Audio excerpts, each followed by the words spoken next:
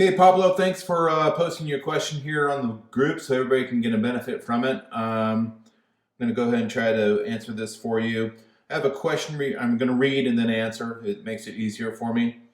Hello Robert, I have a question regarding the larynx position. Okay, physical modes. As you explained in the videos, the vocal cry mode is a physical mode that has a very specific position in the larynx. Yes. This position is similar to a dumped or lowered larynx as I can perceive when I go into cry mode. No. So first, let's just clarify the difference between dumped and dampened. In TVS Talk Track, dumped is always defined as taking the larynx too far low. You're lowering it too much. That's why we call it dumped. Right? So don't take a dump. What you need to do is you need to dampen. Dampening is a more sort of a polite, appropriate, soft lowering and anchoring of the larynx, but do not dump. Okay? When students try to dampen for the first time, in their enthusiasm, they oftentimes go too far and they dump. And I don't want you to dump. I want you to dampen. Okay? So be careful about that. Otherwise, you're not getting it right.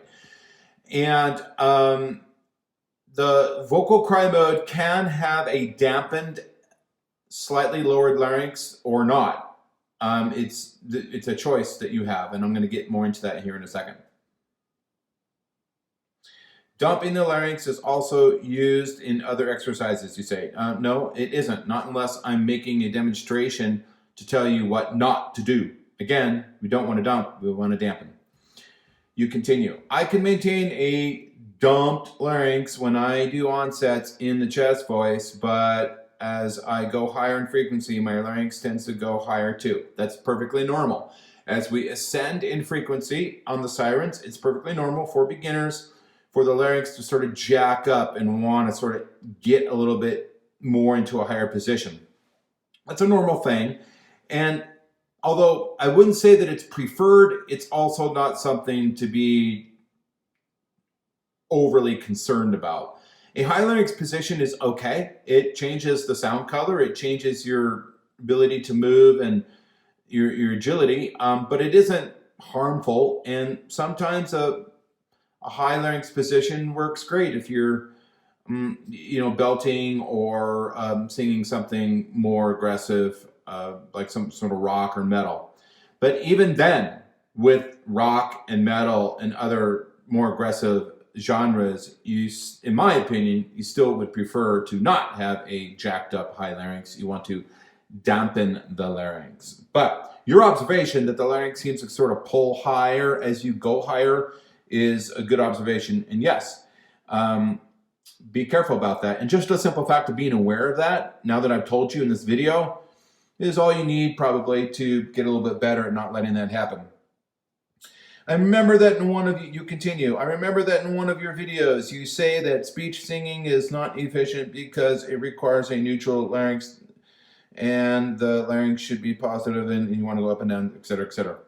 Well, we don't really sing in speech mode, literally, and I believe that in the book and in the course I'm referring to programs like speech level singing or sing like you speak and all of that. And the context really is that unfortunately some of those programs create a lot of confusion for students and even coaches into believing that when we want to sing aggressive styles, namely we want to belt above the bridge and in the head voice, that the mechanism, the kinesthetics, the physical experience of what it feels like is a benign, ghosty experience like speech. Because if you're in speech mode, like right now, I don't really feel my larynx. I'm not aware of feeling anything when I'm in speech mode right now. But when I start belting in the head voice, I'm definitely aware of it.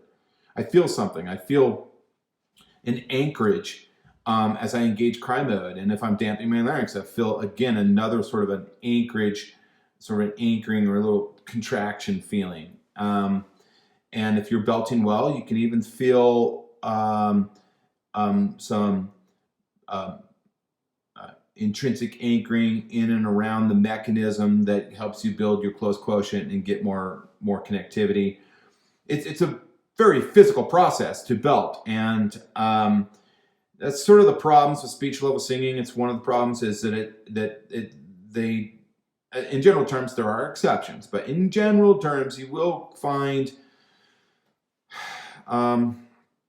coaches that are not really teaching you how to belt properly because they're too fixated on everything needs to feel like your speaking voice, and it's just unless you're reciting poetry, it's just it's a path of complete failure.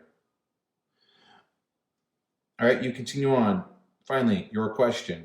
As I go higher in frequency, should I maintain the same larynx position, a dampened position, if I'm in cry mode? Or, on the contrary, should I let my larynx go up a little but maintain my cry mode?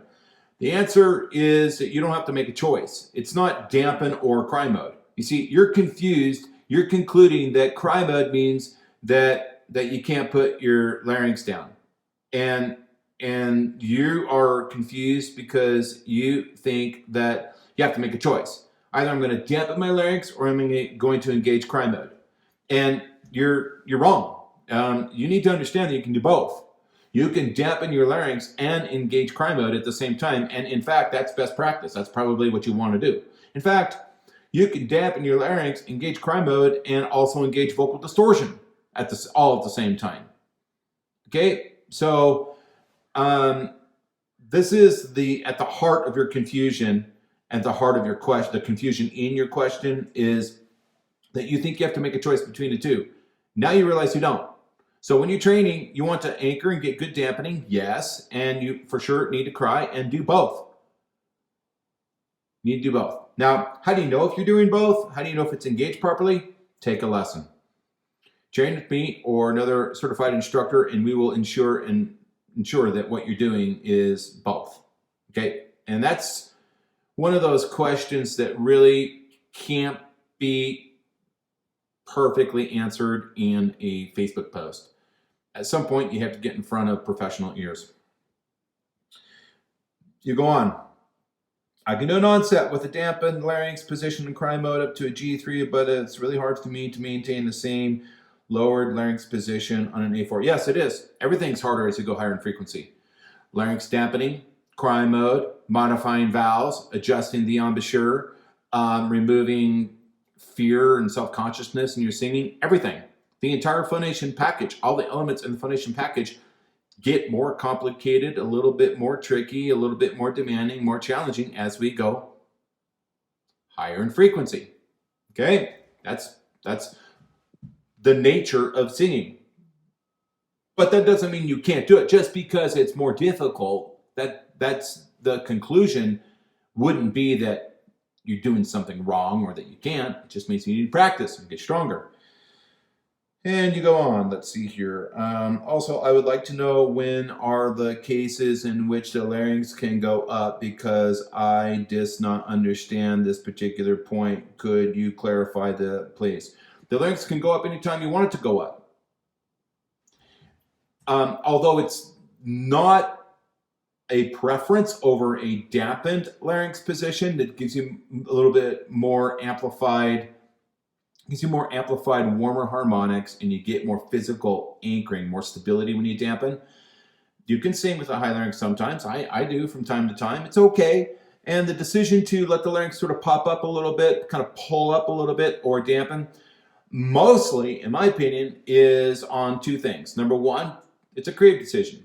If you want sort of a brighter, a slightly squeezy nuance in your sound color, let the larynx, pull up a little bit. Okay? It tends to work great for rock and metal. If you want the voice to sound a little bit more rich and sonorous and warmer overtones, and you want the benefits of physical stability, then dampen a larynx. And when I describe those two differences between a high larynx position and a dampened larynx position, you might be able to understand why it's probably best to work on a dampened position. I like stability when I sing, and I like warmer, darker overtones when I sing in the head voice. And the other thing about a high larynx position is it's more fatiguing. You'll get more tired. So Again, I don't think it's something you should avoid altogether. It's something you want to maybe do from time to time. It's really more of a coloration creative choice, but your default, the position that you want to be training in your scales and where you want to be singing most of the time is a nice, lovely, slightly lowered, dampened, anchored larynx position where you get the amplification of the warmer harmonics, more stability.